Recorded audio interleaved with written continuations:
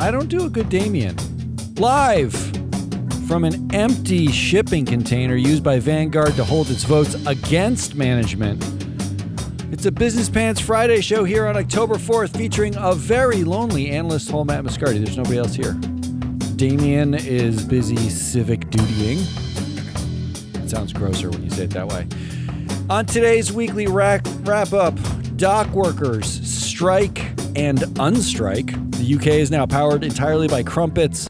The Texas Stock Exchange announces white people and parrots finally fight back. And no, I didn't say parents. I said parrots, like the wonderful, wonderful bird.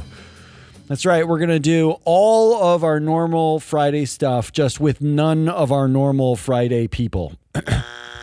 Just me. Story of the week, good list of the week, assholiest of the week, exhaustingest of the week, headlines, who won, predictions. Let's just do this thing. Since it's just me, there's nobody else to stop me from just doing it. Let's do it. All right, first up, story of the week. These are in no particular order. First story of the week. Here's the headline. We were illegal immigrants. Elon Musk's brother Kimbal admits in resurfaced video. In fact, it's a decade-old footage from a Milken Institute conference where the Musk brothers were both on stage, and Kimbal Musk says, we were illegal immigrants in the U.S. He admits they illegally moved from South Africa to Canada and then to the United States. Elon says in response, it's a gray area, as Kimbal says they were illegal immigrants. The only reason why this is fascinating is because, A, Kimbal Musk is still on the board of Tesla. You investors, I don't know why this is still a good idea to keep a brother on the board. He's there to keep Elon from taking too much ketamine. But he's still on the board of Tesla, so he's a board member admitting that the CEO and himself were both undocumented immigrants coming in from, I guess, the good border. If you're a conservative, the Canada border is the good border, and the bad border is the one you want a wall in. But they admitted they were here illegally. He took a board job from somebody that could have had one. Where's JD Vance? You must be really upset. But Elon has gone on to have long Twitter threads about undocumented immigrants and the scourge they're costing America. Meanwhile, welcome to our country, Elon. Story number 2. 45,000 dock workers are on strike. Here's how global companies are responding. That was at 12:01 a.m. on Tuesday. On Tuesday, 12:01 a.m., dock workers went on strike throughout the United States until this morning. Port strike ends as workers agreed a tentative deal on wages and contract extension. So they bought themselves until they're going to stay on the current contract until January 15th while they hammer out the details. But the tentative agreement brings the hourly wage for the top dock worker to $63 per hour by the end of the new contract, up from $39 an hour with the expired contract. So, and I think it's a 10 or 7-year contract. I have to look again, but it'd be a huge win for the dock workers. And for about 3 days, there were, I could read the 33 headlines about panic buying. My favorite was Spanish olive oil will be in short supply. Is there, I don't know how many people are like, oh shit, I can't get my Spanish olive oil. I'm out of Spanish olive oil. What the hell am I going to do? But there was endless headlines about this is going to ruin Christmas. This is bad for the Spanish olive oil. This is bad for, here are the top things that you're not going to be able to get. I saw one about panic buying at supermarkets because of the shipping containers, not having enough, not coming across with food. It was bananas, and it lasted all of 3 days. So I'm actually a little sad for headline writers because they can't use every single extreme adverb and adjective that they can think of to describe what it means for the U.S. economy. It looks like this deal is going to get hammered out, and it looks like it's going to get hammered out pretty quickly. The last time dock workers went on strike was during the Bush administration, and even though the head of the organization who organized the dock worker strike has basically subscribed to right-wing theories and hates Joe Biden. He's many posts about like how Kamala Harris and Joe Biden are terrible. The Bush administration was the last one to face a dock worker strike, and it took them 11 days to end the strike, and it was only ended because Bush actually forced an end to it rather than having a negotiated end. So this seems like happy news. It's good for workers. I guess we still get our Spanish olive oil. That seems like everyone's a winner. And then the third story of the week, this one popped yesterday for me. A Southwest Airlines director bought $100 million in stock to fight activist investor Elliott. Elliott Management has taken an 11% stake in Southwest and is asking for a shakeup. In fact, Elliott took just under the poison pill, which I think is 11.5%. They bought just under that. Southwest, since Elliott began talks with Southwest and started taking a stake, has changed a bunch of its board.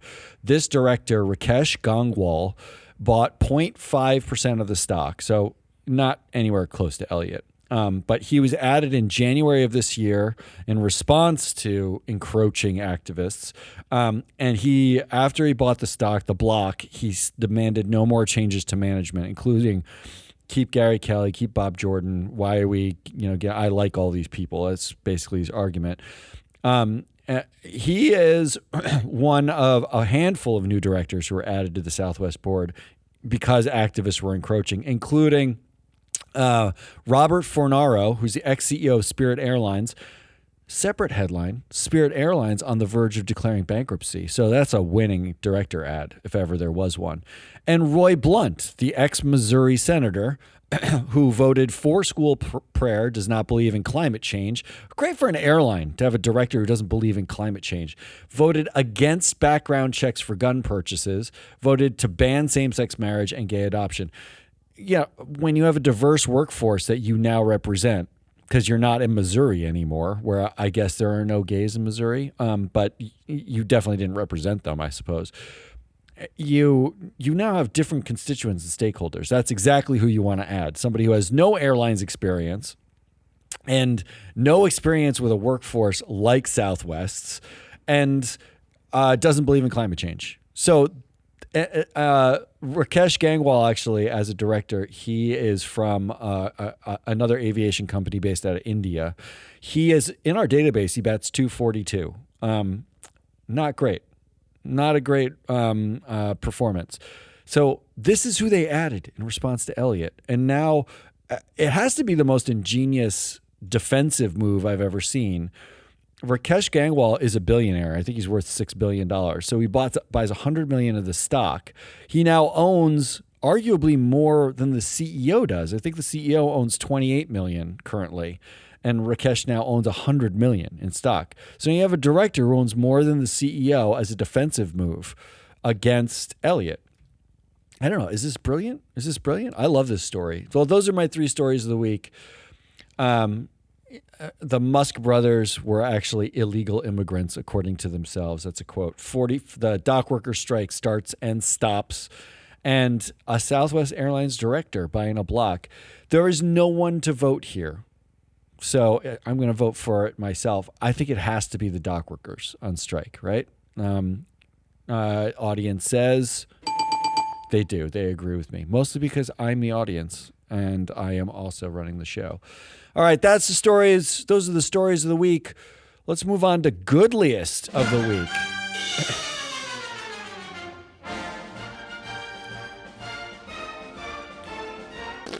All right, this week I tried to do real Goodliest. If you listen to the show, you know I don't really do Goodliest well.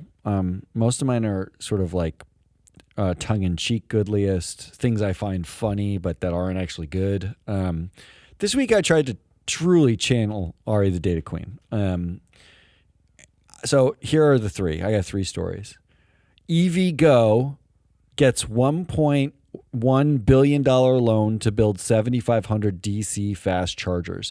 I mean, doesn't that channel, if you listen to this show, that's pure Ari. It's just there's batteries involved and electricity and plugins and hybrid or EVs. It's everything she likes.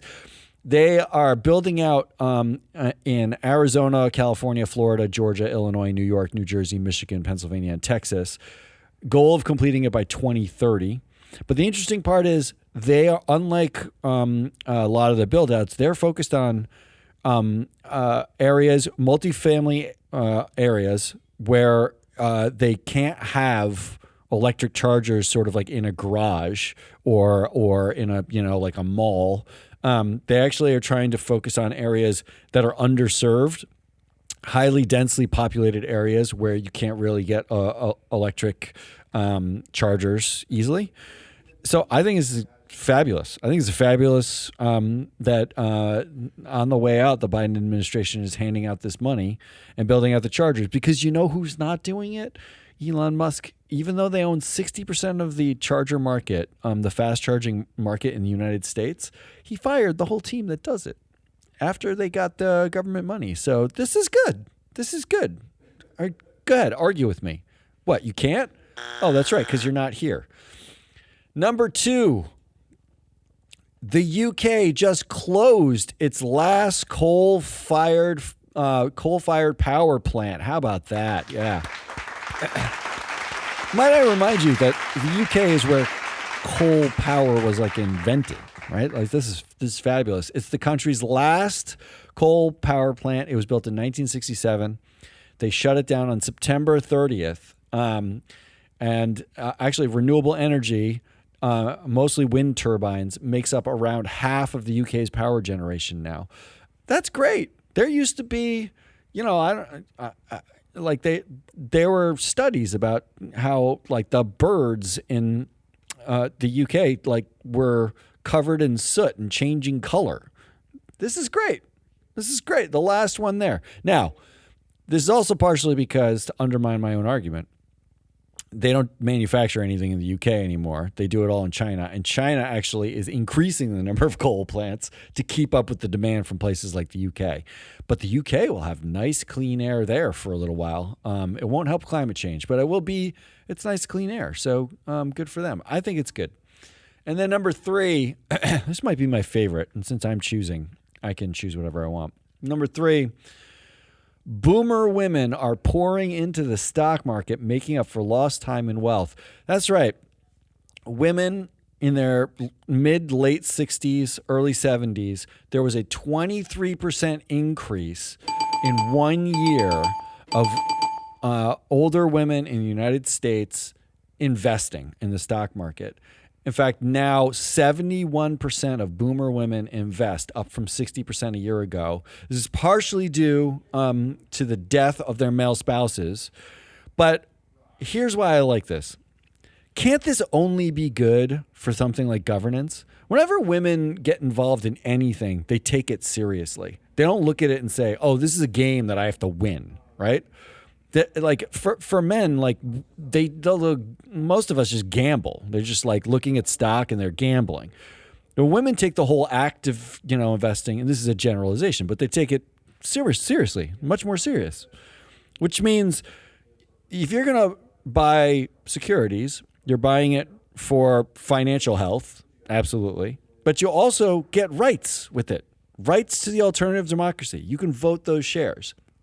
And if women increasingly vote the shares of securities that they own, if they increasingly invest in the stock market and they have opinions about how to vote the shares, can't that only be a good thing for governance?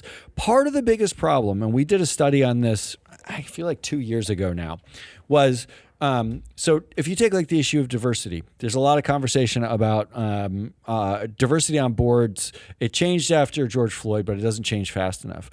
Or investors don't price it in. So the study we did actually went through every single one of BlackRock's active portfolio teams, not their passive teams, but their active teams. And we found that 90-something% of them were white and male. It's like 86%, male and 90% are 90% men and 86% white. Those are not the people. If you're an owner, of course they're not going to price in diversity or something like that. They're not going to price in things that aren't their experience. They don't care about. They don't care about it at all. You could show them empirical evidence, but it doesn't matter. If they believe one thing and not another thing, that's what gets priced in. The idea of like efficient market theory only makes sense if the people who actually make the allocation decisions in the market are efficient themselves. You can't price in something you don't believe in. You don't do that, right? Like you need to be shown that something matters first. But in a market where it was all white and male for a long time, you can't prove that diversity matters in the way that, would convince somebody who only looks backwards. If you transfer ownership to increasingly to people of color, women, LGBTQ plus populations, to basically people who have been marginalized from the system, the outcomes inevitably change because the things that they believe or care about, their perspective is different. And that doesn't mean it's wrong or they're tree huggers or whatever. It just means they're going to vote differently on average. That can only be a great thing. I mean, I think so. So those are three options for Goodliest of the Week. EVgo getting $1 billion for building out fast chargers. The UK closing its last coal-fired power plant. And boomer women are pouring into the stock market. Since I'm voting again, I'm going with the boomer women all day long. I want to see more people participate in a market that has excluded them, because I want to know what happens. We had a good run, dudes. We had a good run. You can keep gambling, you can have fun, whatever, but let's open the floodgates. Let's let more people do it. All right, let's move over to Assholiest of the Week. We're going to move fast through today's show because it's just me.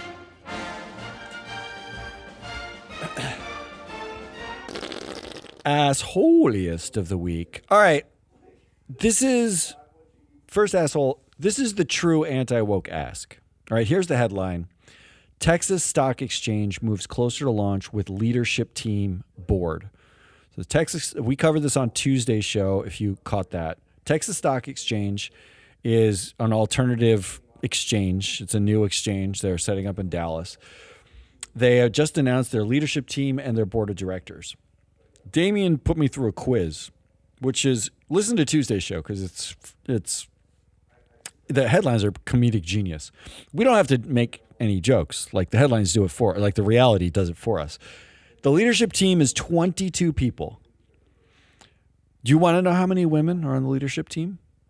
One woman. Do you want to know how many people of color are on the leadership team? One black man. 2 out of 22 people have some form of diversity. If there's any truer statement about what they really want to do with the Texas Stock Exchange, that's it. And by the way, BlackRock and Citadel are the ones funding this.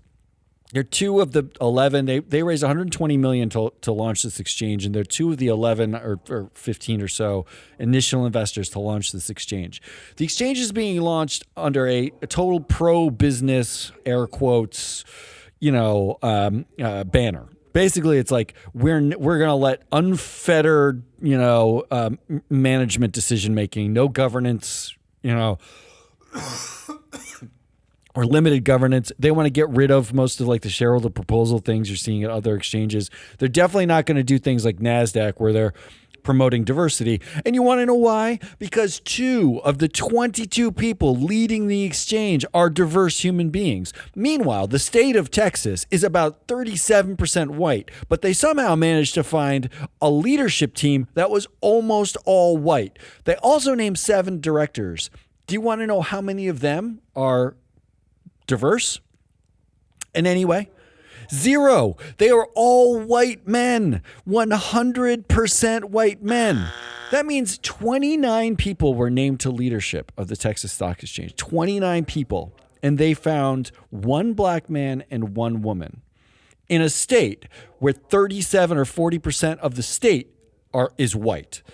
The rest is a beautiful, diverse palette of humanity. That is really what the anti-woke are asking for. There's not, they can say we're pro-business, right? You can be pro-business and a woman or not a white person. Those two things are not like the Venn diagram of pro-business and diversity, actually has overlap. A surprising amount of overlap. They're not mutually exclusive. What they're really saying is we want to go back to 1957 when nobody asked us to do, when white dudes could just make some decisions and nobody questioned it. Like I can come home and dinner is cooked for me. Which, by the way, I do all the cooking. My wife's cooking is terrible. It would never happen in my house anyway. So I'm glad I live in 2024. But if you want, like, this is like the asshole underneath the asshole, right? Because you read that nobody cares when they announce a leadership team or a board. Everybody's wondering what the Texas Stock Exchange rules are going to be for listing. They're planning on launching in 2025 and listing services by 2026. And everybody's interested in what those rules are going to be, including Elon Musk, who just redomesticated in Texas because investors said that was fine and is likely to look at something like the Texas Stock Exchange where he has less of a disclosure burden, and there's no reason why he wouldn't switch Tesla over there. He already treats Tesla like it's his personal piggy bank so he can fund his other ventures, and investors are all okay with this for reasons that are baffling to me. Governance, if you have a stewardship team and you voted for anything Tesla does, what do you need a stewardship team for? They're not doing any analysis. There's zero analysis being done because there's so many conflicts of interest that were laid out in an entire, like, you don't need me to tell you. You don't need free flow analytics data to show you. You just need to read what Chancellor McCormick wrote in like 100-page lawsuit. She literally went step by step and talked about how fucking compromised these people are. And what they want is to be compromised on purpose. So it's a closed system again. You choose your friends, your brothers, your uncle. You can choose like your barber. You can put them on the board. Nobody's going to tell you what to do. You don't have to disclose anything anymore. Forget disclosing, stuff about your workforce that, is probably material, but you don't want to do because you don't care about. Forget disclosing things like GHG emissions, which, Hurricane Helene, there's headlines saying that Hurricane Helene was 200 times more likely because of climate change. We don't need to disclose anything about climate change. Fuck that. That's annoying. Instead, what we're going to have is a leadership team and a board, 29 human beings, one of whom is a woman. One woman out of 29. Nicole Chambers is her name. And one black man. His name is Harvey Cloyd. And he had a long, news segment about how he was ripping off, he's a pastor and he was ripping off his church. Brilliant. It's really brilliant. Number two, see, once I get to asshole, I talk for much longer. Number two, this is how seriously we take directors.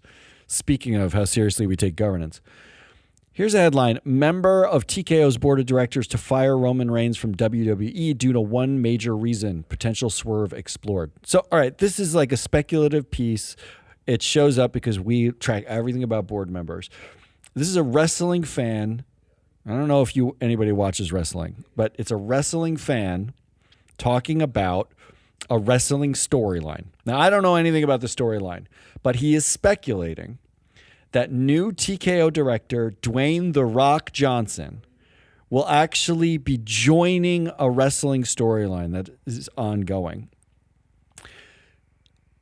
I love The Rock in the movies he's in. I actually think he seems like a pretty, swell dude. But what do I know? I don't know him from anything.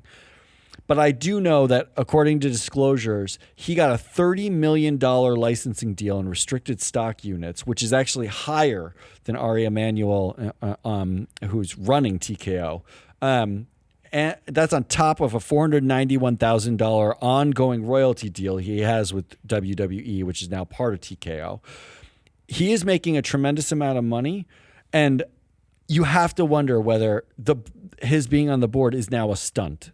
If people are speculating that he's going to come off the board and like join a wrestling match, first of all, that might be the coolest thing a director's ever done. Second of all, it might also be the weirdest thing a director's ever done. Like, investors are going to vote on whether this is a dual class company, so your vote doesn't matter. But investors are ostensibly supposed to vote on whether or not he's qualified to be a board member. He arguably is. Arguably also shouldn't be part of an ongoing storyline. I don't know how I feel about this, but what I do know is this is how seriously like these companies take these board members, right? Like, why not make everyone, like, you know, if you are at Netflix, why not make the entire cast of The Witcher your board? It's great. It's great marketing. You can send them out there. You can give them stock units because fuck it. Who cares? Like nobody's paying attention anyway.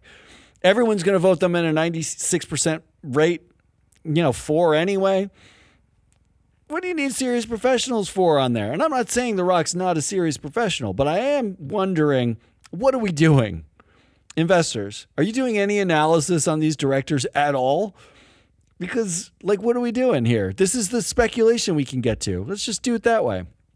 And number 3, just this headline, fundamentally misunderstanding how power works at companies. Charles Schwab CEO Walt Bettinger to retire at the end of 2024, Rick Wurster to replace him. Okay, you probably already know this, but stop me when this gets interesting. You know Charles Schwab is on the board of Charles Schwab, right? Charles Schwab, the guy who founded the company, owns 6% of it. So when you say CEO Walt Bettinger to retire and Rick Wurster to replace him, is that really news? Isn't the news just Charles Schwab still on board of company he founded and makes all calls? This is not a dual class company. He doesn't own voting control, but he owns 6% of it, which is outpacing even BlackRock. Bettinger, meanwhile, is going to retire owning 0.01% of the company. And Wurster, before the golden handshake, the inevitable golden handshake when he joins when he becomes CEO, has 0.001%. So tell me, who's making the calls? Oh, should also mention that Charles Schwab's daughter sits on the board. She's a longtime Schwab professional and executive. She also sits on the board. So enjoy your time as CEO until Charles Schwab dies, and then everything just goes to his daughter, and she then calls the shots. She's inevitably going to be CEO or executive chair, right? There's not another thing. So these headlines are so misleading. I almost feel like everyone needs to sign on to freeflowanalytics.com and look it up, because we have Charles Schwab at 64% of the influence on this board. He basically owns the board. Because who's going to be in that room and tell the 86-year-old founder of the company, yeah, no, we're not going to do that. We want, Gary to be the new CEO, not Rick. Come on. All right, so those are your 3 options. The true anti-woke ask, how seriously investors actually take directors, and just perpetually misunderstanding how power works. I don't know that 2 of those are really assholes. I actually think there's only one option here, which is the true anti-woke ask. The Texas Stock Exchange is a magnificent asshole, pretending like we're all pro-business and we're all, we're representing this southeast quadrant of the United States, and we want to facilitate all the. Get out. You want fucking white dudes to run everything. That's it. 1 woman and 1 black guy. 27 leadership positions are white men. 27. You couldn't even find 1 Hispanic person in a state that is like 30-40% Hispanic. It's unbelievable. So good for them. Let's go on to Exhaustingest. As if you weren't exhausted just listening to just me. All right, I got 3 quick ones. A Florida congressman wants you to subsidize the state's flood insurance. What? Democrat from Florida, Jared Moskowitz, says it can't just be on one state or 2 states to deal with this. Yeah, it can be. It can be. What he actually wants, this is a guy who voted for the anti-ESG bill. He wants to have a pooled money at the federal level that pays for insurance claims in places like Florida. Effectively, he wants us to subsidize millionaires, beachfront homes. And even if he doesn't, this is a state that does not believe in climate change. Doesn't do anything about climate change. DeSantis talks about it all the time. It's a hoax. Now you want us to pay for the insurance because of climate disasters. Pay for your own fucking insurance. Number 2, Meta is ready to inject AI images of you into your Instagram and Facebook feeds. Okay, I'm not on anything Meta. It's part of their Imagine Me feature on Instagram, where I guess you take fake, glorious selfies and you can post them. This is the quote. This is a quote from the article from a podcaster at the New York Times. Quote, imagine you're talking about fishing with your friend, and all of a sudden, because you've clicked on some fishing stuff, you're just scrolling through your Instagram feed and you see a picture of yourself in a fishing outfit going fishing. That sounds horrible. That sounds horrible. They're going to make it look like what you're doing. Like AI is going to, doesn't this sound terrifying? And like just another step of, I just can't wait for the fun side benefit of body dysmorphia that comes with this, right? Because it's like you're scrolling through your feed and there's AI generated pictures of you that are filtered and, make you look like something isn't real, but like doing some fantastical things, and then looking around at your schlubby house or apartment or like, bedroom that you're, borrowing from your parents, and there's clothes everywhere and you got zits and you're like, isn't this the problem? They're basically generating fake images of you now. Now it's not even, I'm going to go to some, make it look like my life is better than it is by going out to dinner and taking like selfies with amazing food and then pretending like that's my life. Now it's AI will do that for me. You'll all think I'm amazing and better looking than I am and whatever. But you still have to go out into the real world. You still have to like get on a school bus or like commute into work and see your coworkers. That's fucking horrible. So that's just, every time I read anything that they're doing, it's just exhausting. Like, and also it's not Meta, it's Mark, right? It's Mark runs Zuckerberg is injecting AI images of you. In fact, if you changed every headline that said Meta in it to Mark Zuckerberg, it would be creepy and no one would like it. Mark Zuckerberg is ready to inject AI images of you into your Instagram feed. Oh, that's just creepy. Get out of my feed, Mark. Last one, and this is on the back of the Dockworkers. The most common U.S. export is... Oh, can I get a drum roll? Look at that. It's almost like someone's producing this. An empty container.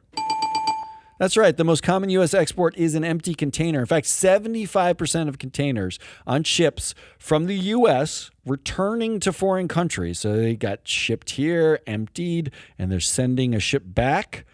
75% of those containers are empty. Empty. Container ships emitted 221.5 million metric tons of carbon dioxide in 2022.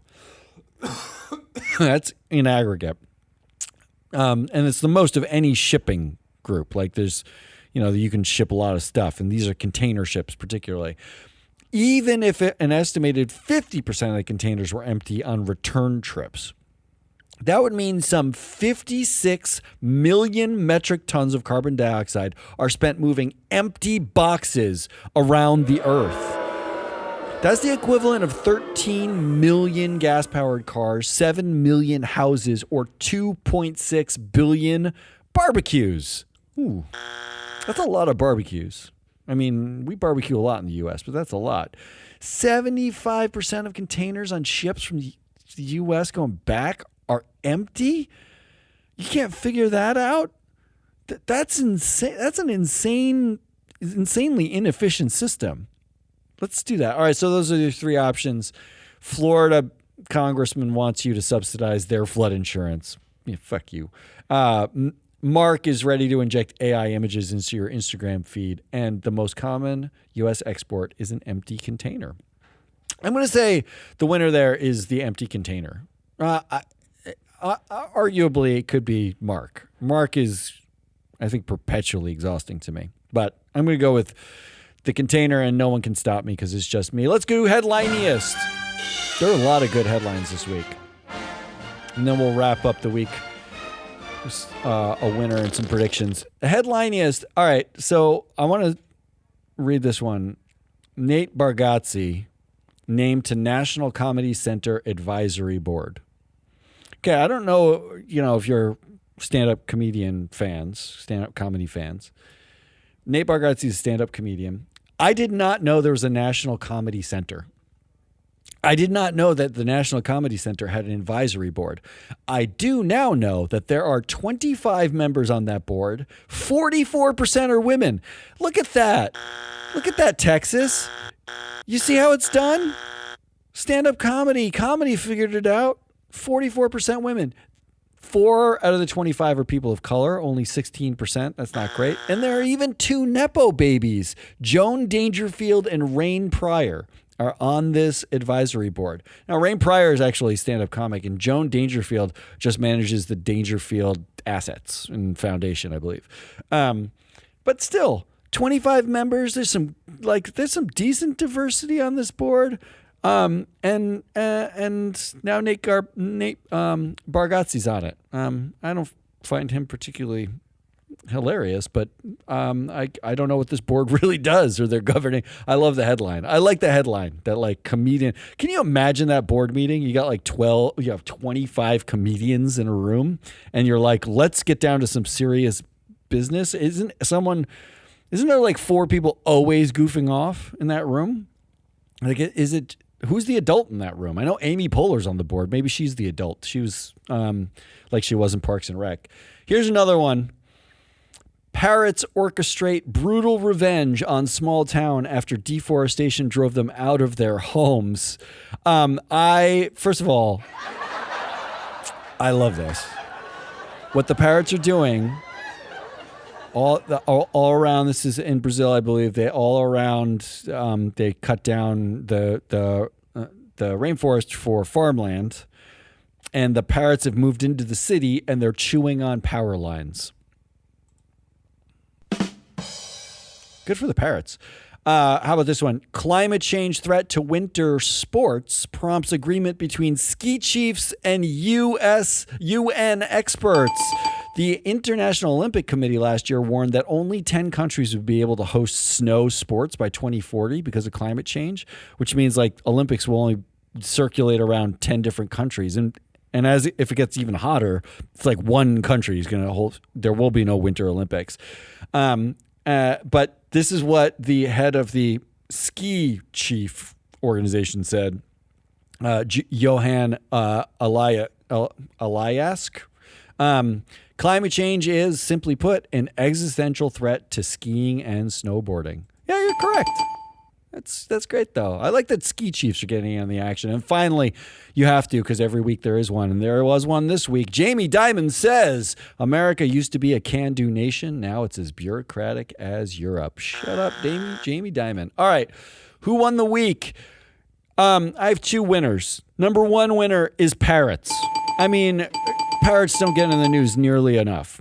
And the number 2 winner is Rio de Janeiro, where their mayor in Rio just promised to use the public funding to give every citizen access to Ozempic. So there would be, quote, no more fat people in our city. Wow. Congratulations, Rio. And finally, predictions. My predictions are Damien will be back next week. At least I hope he will. Mostly because if I had to do this show every day by myself, I'd be bored out of my mind. And then here's my other prediction. After reading this headline, QVC gets into the live sports business with Pro Pickleball. QVC is the home shopping network. I predict that ESPN counters this by starting ESPN Shop, where they auction cheap perfume and dog hair vacuums. It's the inevitable. They've already got ESPN Bet. They got ESPN 1, 2, 3, the Ocho. Why not ESPN Shop, where you just sell perfume worn by athletes? Not a good idea? All right, fine. That's all I got. I'm your AnalystHole Matt Moscardi. I am currently free float. We are free float. If you like this, tune in next week because we've got more shows coming with more people than just me. But no one's around today. And we also have, go check out the Shareholder Primacy podcast with Mike Levin and Ann Lipton. They're like smart human beings. They're like real human beings. It's not like, we're smart enough, but they're like accomplished, I suppose. We also have a proxy countdown where we break down actual votes for companies. You want to change a company? We're giving you a way to do it, and we're giving it to you for free. Go to freeflowanalytics.com, sign up, and get all the data that you want for free. Go to freefloat.llc. Their data drops there. They're cheap. Or just call us, and we will structure something and get you all the data you could possibly want. But until next week, goodbye.